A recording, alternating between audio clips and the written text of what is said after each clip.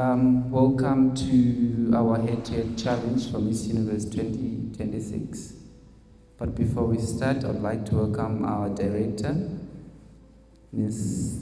Tatenda, and I'm going to introduce you guys to our judges for tonight. First up, we have Miss Universe Africa. That's the first one, Lashanda Moyes. And we have Yolanda Chimbarami, who is, her title is so long, but she's Miss International First Runner-up, Miss International Africa. And lastly, we have Mrs.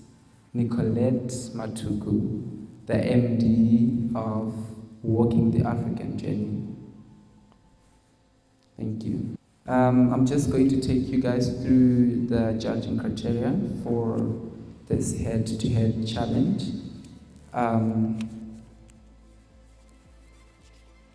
What the judges are looking for, they're looking for charisma and your stage presence and your communication and intelligence. So basically, you are going to be telling us about your advocacy, and then we defend it so that we know that you really meant what you told us is what you stand for. We are going to start up.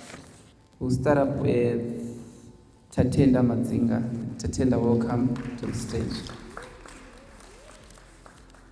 Good evening, ladies and gentlemen. My name is Tatenda Madzinga, and my advocacy is on lupus awareness and healthcare access for people living with autoimmune illnesses. This cause is deeply personal to me because I'm a lupus warrior myself. Through my own journey, I've experienced the challenges of living with an autoimmune illness, and I understand what people feel when they're living with these conditions such as lupus. After almost losing my life, I made a decision to help others and to be a testament of the grace of God. Today I stand before you as a blogger, as an advocate through my social medias, my TikTok account, my Facebook, my Instagram, to help people that do not understand what lupus is. Lupus is a chronic autoimmune disease in which the body's immune system mistakenly attacks healthy tissues and organs. It can affect the skin, the joints, the kidneys, lungs, and other parts of the body, causing inflammation, pain, and sometimes life-threatening complications. My mission is to increase awareness, to improve understanding, encourage early diagnosis, and to advocate for better access to healthcare and specialist support for those living with lupus. Okay, thank you. Now is the moment of the truth. So each judge is going to give you a score. That was score. You have to say it out loud. 6. I'll also give you a 6. That's what I have. That's time for running. I was about 6. You've got all 6s. Thank you very much. Good evening, ladies and gentlemen. My name is Jemima Mandemwa. I am proudly representing the city of Bulawayo. Today, I stand as a woman that has evolved from fear and doubt to confidence and purpose. This has transformed me to become active within my nation and to be a climate activist. So for many, climate change is an environmental concern, but also I like to argue that it's also a human issue.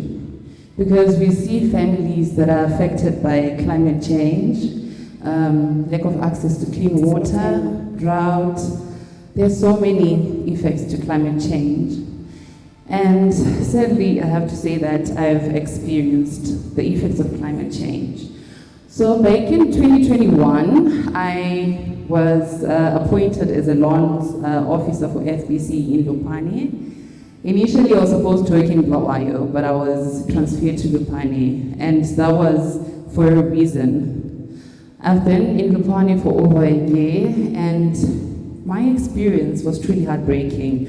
I saw how the people within the rural setup are affected by climate change, and it's really said that they are not aware of what really climate change is about. So in Lupane, there is so much of drought and lack of quality education when it comes to climate change. So that gave me a push to start my initiative that's called Let's Talk Green Zimbabwe back in 2021 to promote inclusive education towards environmental sustainability. So during my work, I've worked with schools in Bulawayo and in Lupane, and I strongly believe in teamwork. Hence why I continuously engage with organizations like EMA, Forestry Commission, and it's my dream and hope to also engage with the Ministry of Environment. It's something that I'm currently working on.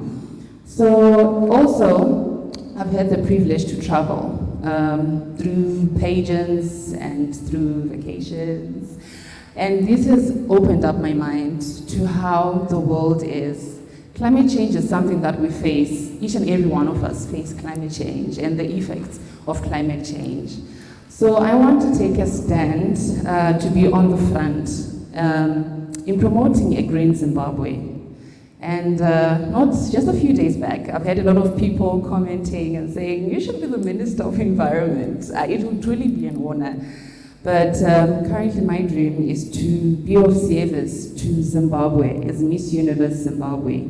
And I urge each and every one of us to be a part of this change. Climate change is not something that only the government should solve, but it is our responsibility. And I believe in collective responsibility. I believe in quality education. And I believe in creating sustainable and a green future for generations to come. And also, additionally, as a mother, this has opened up the way, all right, can I just wrap up? Okay, all right, time up. Thank you so much. I'll give 7.5.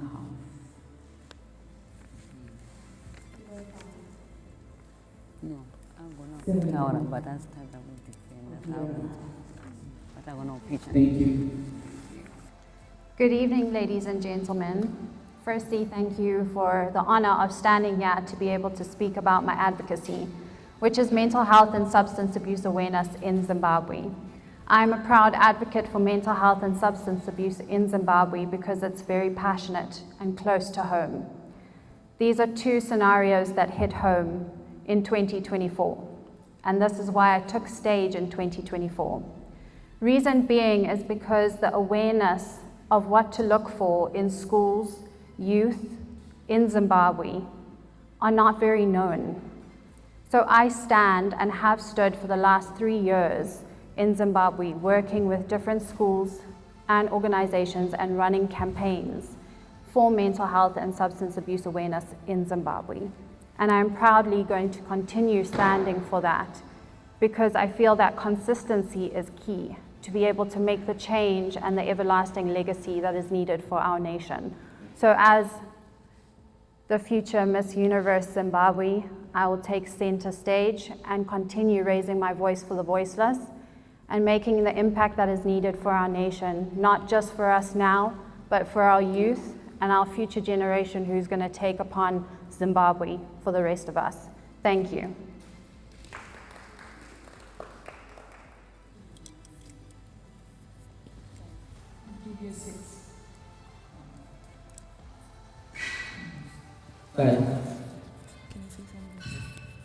I'll give you 6, reason being, I love your personal stories. But mental health and drug and substance abuse is currently a national issue. That is the reason why the Ministry of Youth is introducing vocational trainings. And I would have really loved to hear that in your speech because it is a national crisis. It goes beyond personal need. Thank you so much.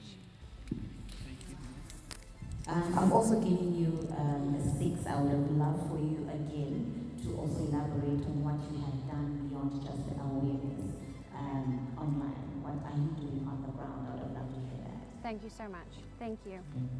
Good evening, fellow contestants. Good evening, judges. Good evening, team. My name is Sindiso Ndhlovu. My advocacy is called Tame the Beast.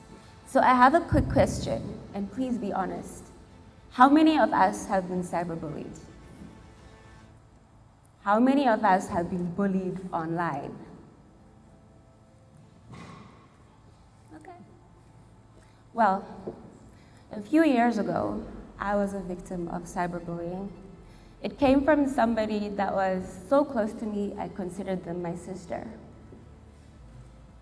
I just woke up one day, a ghost account spreading crazy rumors about me. Next thing, everybody joining the bandwagon. And it would not have happened at the most inconvenient of times. I was in Cambodia representing Zimbabwe at Universal Women. To say I was heartbroken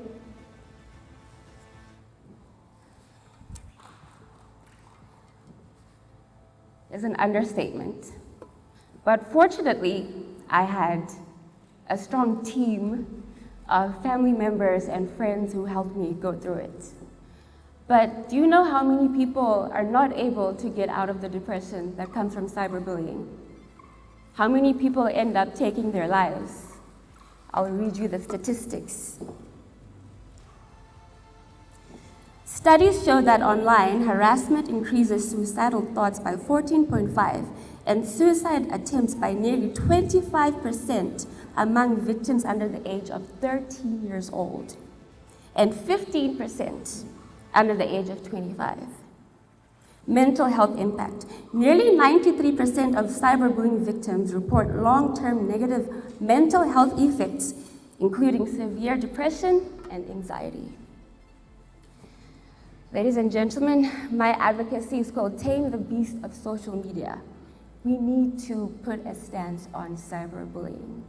So the steps I am to take, and I am taking right now, number 1, is stressing on educating not only the youth, but also seniors of the Cyber and Data Protection Act. A lot of people still don't know that it's illegal to bully someone. They don't know that you could instantly go to jail.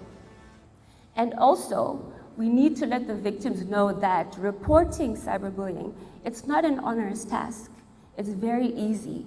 People need to feel protected. Number 2, creating a digital shield.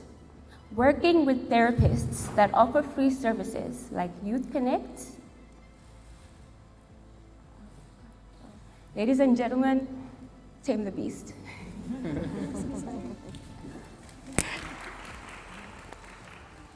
I'll give you the time.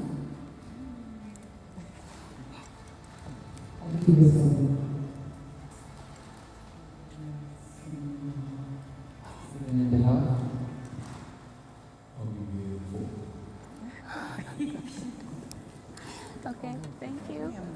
So my advocacy focuses on conditions like postpartum depression and postpartum psychosis. So postpartum depression is a condition which affects the mother after losing her child. That is soon after delivery, 24 hours after delivery. And postpartum depression, psychosis, this is a long-term and it's a severe condition which needs an immediate attention. Otherwise, the mother will attempt suicide. To begin with, maternal mental health refers to mother's emotional, psychological, social well-being during pregnancy and soon after delivery. I chose this advocacy because these mothers have been suffering in silence for a long time. there was no chance for this to be discussed openly so that people, they can see that this is a real condition which is affecting most of the mothers. Many women suffer in silence due to stigma, lack of awareness, or fear of being judged. Through my advocacy, I aim to educate communities to recognize early warning signs such as extreme mood disorders, difficult in bonding with the baby, withdrawal symptoms from the family members, and confusion. I also encourage families, mothers, to ensure that if they see these symptoms, they have to seek medical attention immediately. My advocacy aligns with the SDG 3, that is good health and well-being, and SDG 5, which is gender equality, because every woman deserves to be treated equally as other genders. In conclusion, through my awareness, education, and community outreach, just a minute. I have worked with Parenya to a group of hospital. They're renovating the hospital, and I have also educated the maternal mothers during ANC. I'll give you a 7. I'll give you a 6. I'm sitting on a 7.5.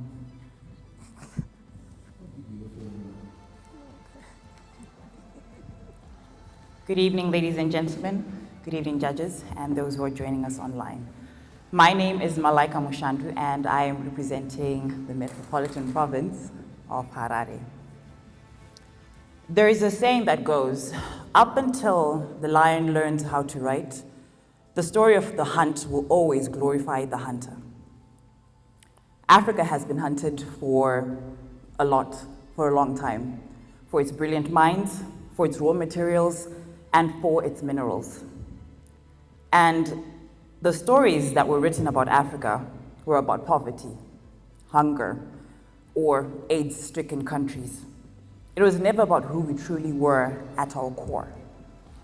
So my advocacy is owning our narratives, telling authentic African stories from an African perspective.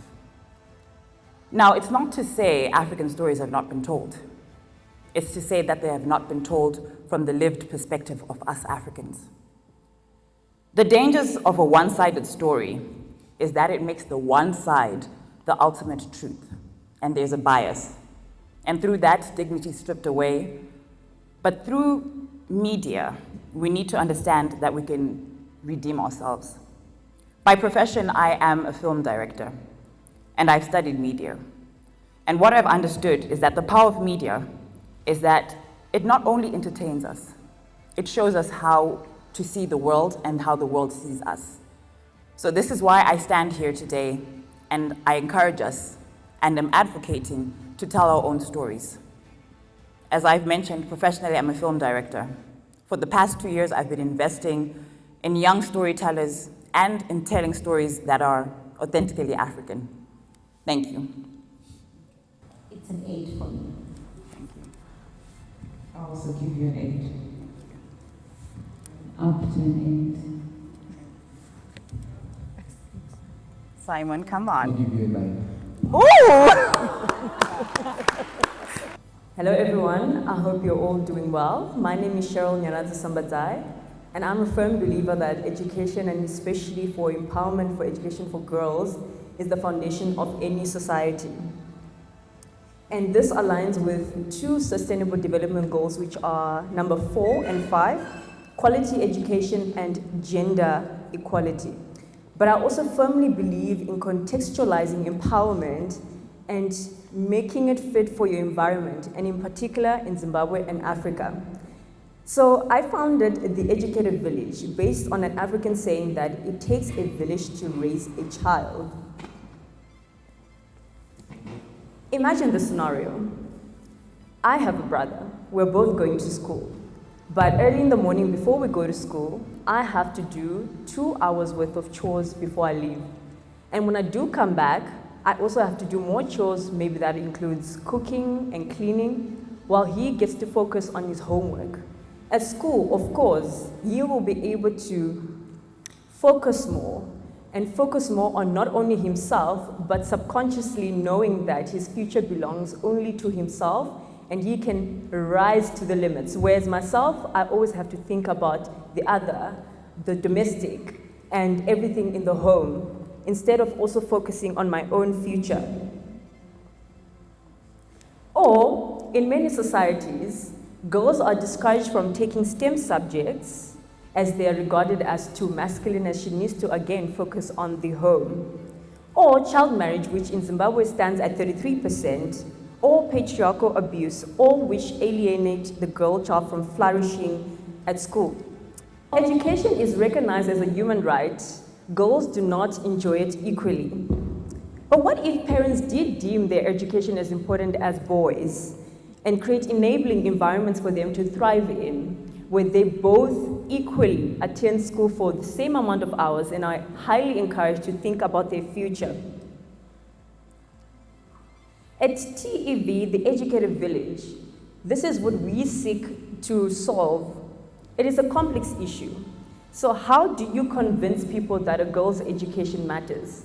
We seek to do this through dialogue-based, and we are doing it through dialogue-based engagement. But to simplify the issue, we're starting with the girl. We do this by confidence building, career guidance, capacity building, and as well as mentorship. On the second and third tier, is the time out anyway? Okay. It's a 5 for me. I'll give you a 6.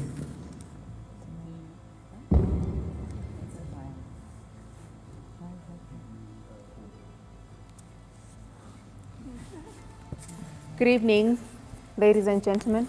Okay. Protocol observed to the judges and all the other ladies, you look beautiful tonight. So I'm here to talk about something that is so close to my heart. And we are living in a world whereby women are supposed to show up for themselves each and every time.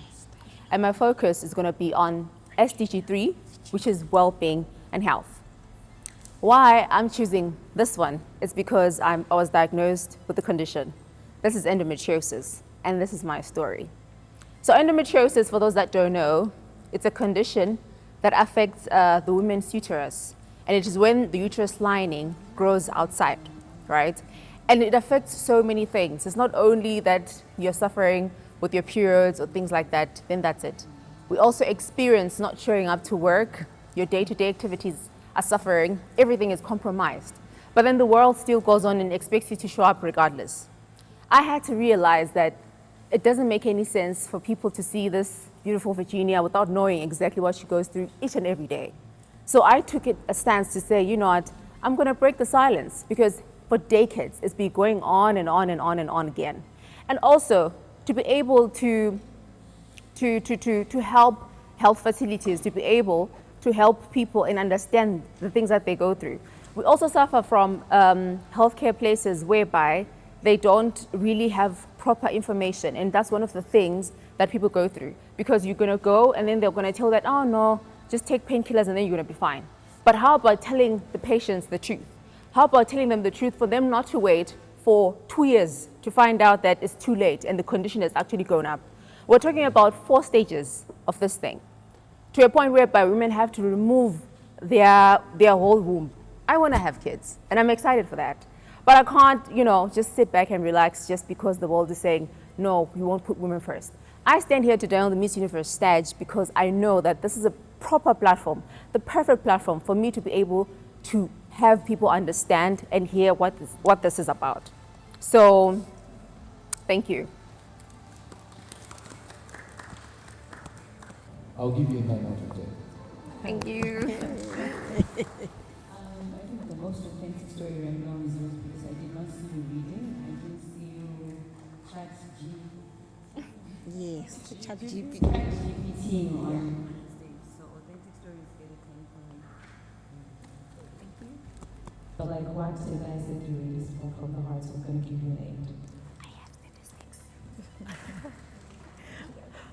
8.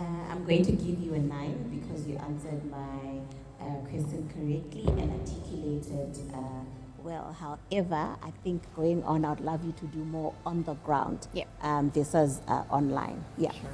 Thank you so much. According to UNICEF, 4.6 million children in Zimbabwe are living in poverty, and amongst them, 1.6 million live in extreme poverty without access to basic needs such as food, health, and shelter. Now, I'm not telling you just statistics. These are real lives, these are real futures, real hopes, and dreams that deserve to be protected and nurtured. Good evening, ladies and gentlemen. Standing before you is Makanyiso, Brunette Makanaka, ready to present my advocacy, which is poverty eradication. This passion of mine started one day when I was sitting with my sister. I made a very nice meal for her, and she said, you know what, Brunette, I'm very full. I don't want to eat this. And I say to her, you know, someone today in Zimbabwe is going to bed hungry. And she said to me, you know what? What if you started a creative something, a hashtag that says, no one goes to sleep hungry tonight in Zimbabwe. We would buy some food, do catering services, find sponsors, and go to the locations where people are underprivileged, start this whole movement, get some sponsors. But there was one problem with that movement that we wanted to do, that is not sustainable. If you feed people today, they're going to be hungry tomorrow, and it's not something that we can do every day. So I joined a foundation, that is BG Foundation, took up leadership of this foundation, and started working on initiatives that can help eradicate poverty. Currently, we're sponsoring 15 students at Classic Academy in Mavuku. These students were orphans who cannot afford to pay their own tuition and paying their school fares. We also have partnered with a chef who is going to be training students to give them culinary skills. And beyond that, recently, we made a partnership with Discovery Ambulances. We're going to also take some students to help them through some courses. And I believe that these initiatives are going to empower these people in my fight against poverty, to eradicate poverty, as it is a passion of mine. As also growing up, I didn't have the privileges that I currently have right now. So ladies and gentlemen, I'm not just here as Brunette to wear a crown, even though that would be really nice. I'm here to use this platform to create impact, meaningful impact, and eradicate poverty. Thank you very much. I love that you're already going out in the community and helping out. So for that, I'll give you an 8.5. Thank you. I'll give you an 8. Thank you. Okay, so I'm Adelle Chinamasa, and my advocacy is women empowerment. So you'd ask me why women empowerment. So I'm a girl, I'm a woman, and I know that when we're given the opportunity and chance to grow, to learn and to lead, it will not only benefit us, but the entire community. And also growing up and right now, I've often seen women staying in the background, not being able to speak up for themselves, being marginalized and looked down upon. So I want to be able to create spaces where young girls and women can thrive and reach their fullest potential. I'm also part of the largest voluntary movement dedicated to girls and young women. That is WAG's, World Association of Girl Guides and Girl Scouts. I've been part of this movement for 12 years now, and I've empowered young women and girls not only on a national level, but also internationally. Yes. So we've worked towards solving problems like period poverty. We also have initiatives like Green Tech Generation, where we teach girls on how to use the environment wisely, recycling, etc., cyberbullying, yes, and also it's broad. We do everything to make sure that the girl child feels uplifted and empowered. Thank you. You know what you're talking about already, but I want you to own what you're saying. Thank you. So for that, I'm going to give you a 6. Thank you. Thank you. Thank you. Good evening, ladies and gentlemen. Good evening, judges and our team. Thank you so much for tonight. Tonight, I think I'll speak about something that I've been through myself. So a little background story. I am Ruvimbo Njomboro, and I'm representing Mwange, a city that I grew up in, actually a small town that I grew up in. So not many years ago, I stood in this very same platform as a little girl who had dreams and wishes, but that was also because someone had believed in me. So I'm someone who really believes that sometimes all a child needs is someone to believe in them before they can begin believing in themselves. So someone had to begin to believe in me before I saw the potential that I had. But because of the nature of the place that I grew up in, I could not explore my dreams widely. I stood in this platform 3 years ago, and I began to grow, to thrive, and to bloom. But not many children have the opportunity to be in this platform, probably because of the location that we grew up in. Where I come from, opportunities are something that we do not have. Statistics has it that 60% of people are in the marginalized or rural setup. And that means when 60% of people in that place have potential that is untapped, it means we're heading for a disaster as a nation when that potential remains untapped. So through my foundation, the Ruvimbo Njomboro Foundation, we have partnered with Wange Collier Company, Childline, Top Model Zimbabwe, in order to do talent search, mentorship, career guidance, and all the things that evolve around children. I'm not saying education is wrong, but there is a lot more to life besides education. We have talents, we have potential. Not all of us are gifted academically. Some of us are not gifted academically, but when it comes to talent, yes, we are gifted. Is my timer? Yeah. All right. It's a 6.5 for me. How do I love your thesis, and you spoke with so much passion. Like there was, like you kept me on my toes. Yeah, I'll give you an 8. I'll also give you an 8. It's enough.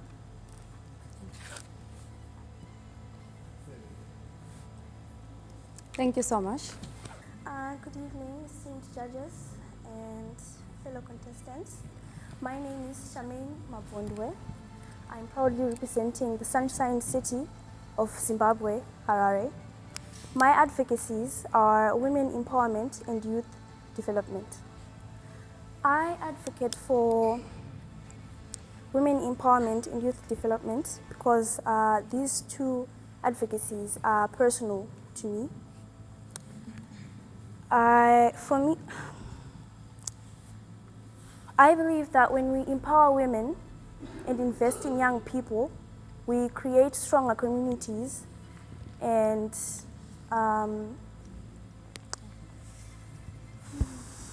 a brighter future for our nation. These advocacies are important to me because women empowerment, because growing up, I felt I didn't have that much confidence. I had low self-esteem, and I always confused that with being humble. But as I grew up, I realized that shrinking myself is not something that I want. It's not something that I would want for anyone else, which is why I advocate for women empowerment. I've been working toward this advocacy by reaching out to undeserved communities and doing outreach visits at orphanages and talking to them about girl-child dignity, self-worth, and self-love. Because I believe that you cannot, life gets a bit easier when you know who you are, what you stand for, and what your purpose is. Okay. I also advocate for youth development because as a 13-year-old. Okay, it's fine. Let's give it up to the judges. I feel you still have so many years to grow and to improve. But for today, I'm going to give you a 6. And don't beat yourself too hard because we all start from somewhere. Moderator.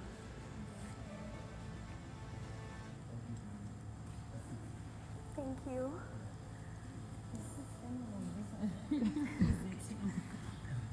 Oh, okay. They should be What? 7. Thank you. Hello, good evening everybody. My name is Kuziva Quasher And I would just like to tell you a little bit about my advocacy, which is mitigation for family violence. It was an easy choice for me because it is something that you've either heard of, you've seen, you've experienced, or you've read about in the newspapers. It's a taboo, even though we have widely heard about it. It's something that is not spoken about in depth. It is a private family secret. It is something that the consequences are affordable, even. You've heard the stories. You've heard the news. You've read the tabloids. Woman found in ditch, beaten by her husband. You've heard the suicides that the kids in school are committing. A primary school kid, 7 years old. Primary school kid, 7 years old, hanging themselves. Why? Because they're afraid to go back home. Because why? They failed in school. My advocacy for family violence includes intimate partner violence, sibling violence, and child abuse. Sibling violence because you'll also see that it's not spoken about widely, but I'll give you an example of brothers that beat on their sisters simply because she has a boyfriend. You'll hear norms that have now been normalized, people saying, I'd rather cry in a combi than, I'd rather cry in a Bentley than in a combi, because they'll go back to their husbands that have money. So in simple form, family violence is something that is not widely spoken about, but we need to speak about it. What have I done about it myself? Not as much as I could. And that's why I'm seeking this platform, because I need access to rooms that I don't have access to right now. I need I need ears that I don't have access to right now. I think I need to speak to the policy makers, because me, myself, I am just a girl. I am just a girl with a voice, but I need the platform, and this is why I'm doing this particular pageant. I think that the Miss Universe platform will not only give me local influence, but global influence as well. I think that this is something that is not only a Zimbabwean problem, this is a global problem. This is not only a Canadian problem, this is something that is experienced in every single country, in every single family as well. So that is my advocacy on family violence. Thank you. Maybe I'll give you a 6. I'll give you a 6. Yeah. It's a 6 for me. 6? Thank you for being honest. For Yeah. that, I'll give you a 7.5. Thank you. Again, I also think your advocacy is very unique. Thank you. And I would say I would love you to practice how to articulate it. Do it Yes. in the mirror if you need to, so that you're able to articulate it better. Yes. So it's a 6 from me. Thank you. Good evening, everybody. Can you guys all hear me? Yes, okay. Good evening to my fellow contestants, esteemed judges for this evening, and our production crew handling everything backstage. So, my name is Rosanna Hall, and my advocacy is Beyond Survival Sisterhood. Now, it is a movement that is dedicated to helping women move beyond survival mode and into sustainable thriving by doing 2 things: connecting mental wellness and economic empowerment. So, mental health is a global pandemic. 1.2 billion people currently are suffering from anxiety and depression. Now let's bring it locally. In Africa, we have one of the highest suicide rates in the world. Let's bring it closer to home. In Zimbabwe, 15% of people are suffering from anxiety and depression, with the greater burden of those being women. Now, I stand here personally as a woman that is suffering from anxiety, and I know exactly what hopelessness, lack of confidence, and a lack of self-worth can do to your ability to participate economically. I can remember times when I was so anxious that I couldn't even get out of bed. I was being called for auditions, and I just felt like I didn't have what it took to step into the room. Now, basically, there's emotional struggles that prevent you from showing up as your best self. So essentially, a woman who can't provide for herself economically or financially becomes vulnerable. Vulnerable to gender-based violence. She becomes vulnerable to teenage pregnancy and childhood marriages, because they see marriage as basically like the only way out of a poverty-stricken life. So my advocacy is going to provide solutions in two ways. Through healing, I have an app that I've created which is Beyond Survival app. It's available on the web, and it is a daily mental wellness platform. And essentially what it does is it's like a big sister. It's called Sisterhood because it's like a big sister. For people who don't have support at home, for people who cannot afford counseling, it basically puts support in their hands, you know. And I'm really excited about the app because it's going to reach a wide range of people. That's a practical skill for me. All right, thank you. I'm going to give you a 9. Thank you so much. Thank you. I actually enjoyed listening to you because you spoke from the heart. You did not actually memorize it. You actually spoke it because you walked the talk. So it's a 10 from me. Wow. Thank you. No questions?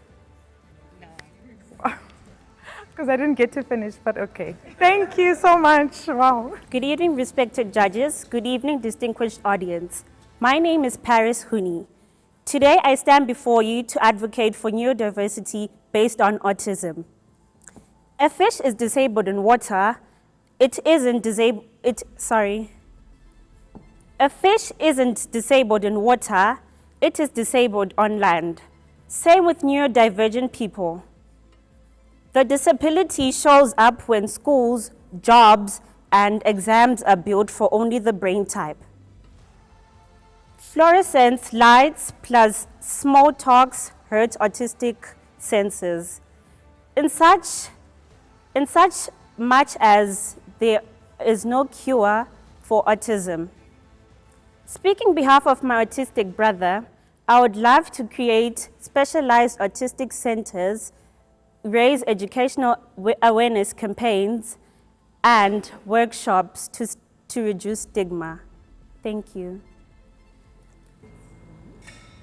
Thank you.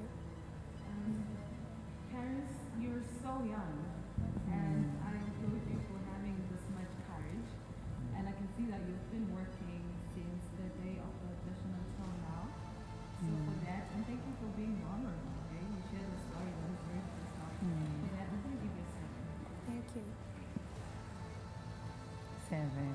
Thank you. I'll give you 5 on that. Thank you. Good evening, everyone. Oh my God, are you already sleepy? Okay, I'm Shinwamuka, and I'm representing Harare. Nelson Mandela said, education is the best weapon in which you can change the world. As per UNICEF report, Zimbabwe still faces challenges in acquiring quality education. This is not only in the data, but I myself have seen it. I have seen kids walking long distance just to reach a school. Some, they just learn in environments where they feel unforgotten and where they feel unheard. And some don't even go to school at all. It deeply hurts me that the government has done its part to introduce the Education 5.0 policy. But schools still teach children to cram, pass, and forget, instead of teaching children to lead, inspire, and innovate. That is why I came up with a solution that is rooted in my foundation called Beyond Barriers Education Initiative. This initiative is rooted in a simple but powerful formula, which is aimed at achieving these 3 main goals, which is creating access to quality education. 2, teaching children skills that parachute them for success. 3, leadership and empowerment lessons. And so far, I'm proud to say that I have worked with a school in Norton called Tamira Nasheb Junior School, and I have also partnered with FASA Hub to provide some of these services to them. It is my hope and it is my wish to reach every corner of Zimbabwe just to make everyone get a quality education, because I believe that every child deserves access to quality education, despite which background they come from. After all, no child should be left behind. I thank you. Thank you. Thank you.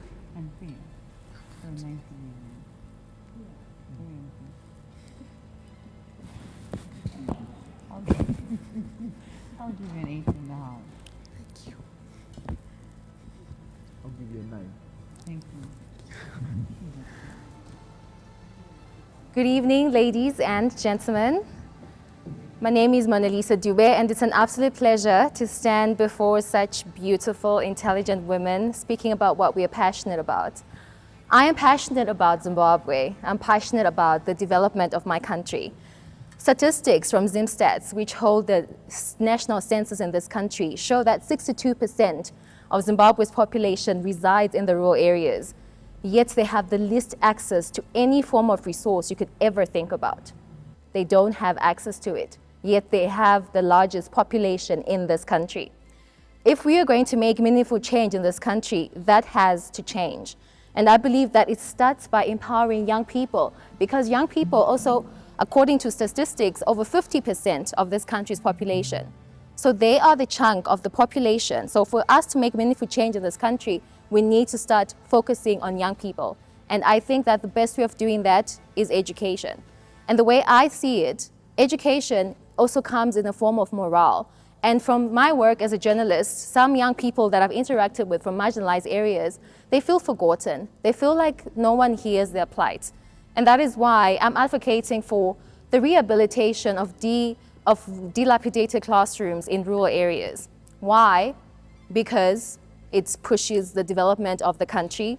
As you know, we have Vision 2030 as a country to be an upper middle income economy by 2030. And I believe that at the center of that is education and infrastructure development, especially focusing in rural development. And the best way of doing this is partnering with various stakeholders, and also primarily the government, focusing on the Ministry of Primary and Secondary Education. And my advocacy is sensitive in the way that I cannot do anything without the ministry's approval and involvement, which is why I have involved the Ministry of Primary and Secondary Education, particularly the Director in Communication and Advocacy. I'll name drop. His name is Mr. Taonga Nandoro, so you can confirm. He highlighted that the government does have a framework that they're working with, and they're happy to partner with us. And I believe that if we work with those stakeholders together with the government, we can contribute to that education and infrastructure. Thank you. So for me, well articulated, but for me, I think it's 6.5. Sorry? 6.5. Well, firstly, you articulate yourself really well. We're able to understand where you're coming and where you're going. I'd really love to know how sustainable this project is. For instance, I can give you the $900,000 now. Yeah. But after you're done building a block, are you going to come back to me and ask for more? What's the sustainability plan? And that being said, I'm going to give you an 8. Thank you. I'll give you an 8 as well. Thank you. I think the sustainability part, I thought you were going to elaborate to building small economic zones within remote areas. How? Then we can then in skills development projects or skills development schools, where you have vocational training schools in rural areas. So once you finish O level, then you go to a vocational training school. We create small economic zones within the remote areas. Within my rural area, we have small economic zones where we are actually generating money, and we have our own economy, a thriving economy in the rural areas. Because already in Harare, we are overpopulated, and we need to decongest the city.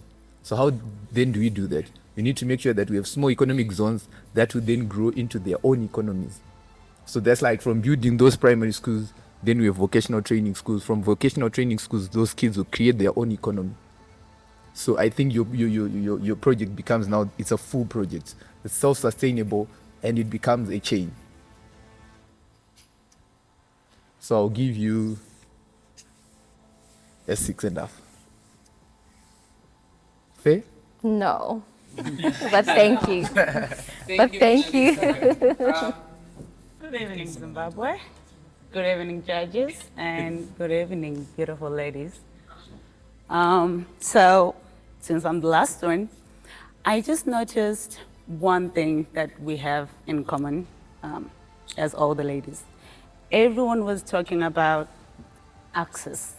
It can be access to education or access to mental health or access, everything was access-based. And my advocacy is about access to opportunity, right? So a backstory, just a little bit. I've worked a lot of jobs as a Zimbabwean woman. I've worked in education, I have worked in retail, I have worked in marketing as well. Not because I don't know where I want to be, but because it's not easy to just sustain ourselves in a single job. That being said, she mentioned that 60% of the population is based in rural areas. And I grew up in the part of the rural areas.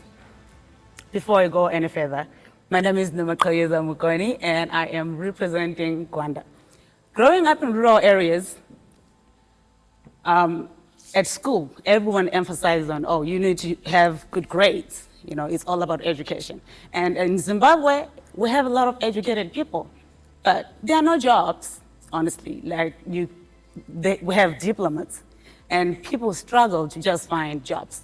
And because 60% is in the rural areas, and no one makes an effort to go out there to find those people, give them information, offer them, scholarships or just enough information to get them out of the rural part and give them enough exposure. I think my initiative is going to be focusing on that. I have started already. I have over 230, maybe, aspiring models, because I'm a model. That's what I know now. That's what I can advise people on. Just building their identity and, getting their self something sustainable, to sustain themselves, to sustain themselves. Oh boy. The nerves, sorry. I need to calm down a bit. Yeah, it's my first time doing, presentation in front of people, because most of the time I'm like doing these things, behind closed doors, but. You're doing great. Thank you, I did that. Yeah, so as I was saying, my initiative will be focusing on developing individuals. I will be running mentorship programs because people need to work on their self-confidence. I am confident, but I just started to talk. So we'll be focusing on that, mentorships and giving people enough information so they can, get jobs or get scholarships, because most of them, they don't really have access to anything. So I think that'll be it for now. It's a 9 for me. I'll give you a 6. I will give you a 5. I'll give you a 5. Thank you. This brings us to the end of our head-to-head challenge. We have the scores displayed on our page by tomorrow. We have a top 10 by tomorrow from the judges' scores. Class is dismissed. There's no result today. Start result tomorrow.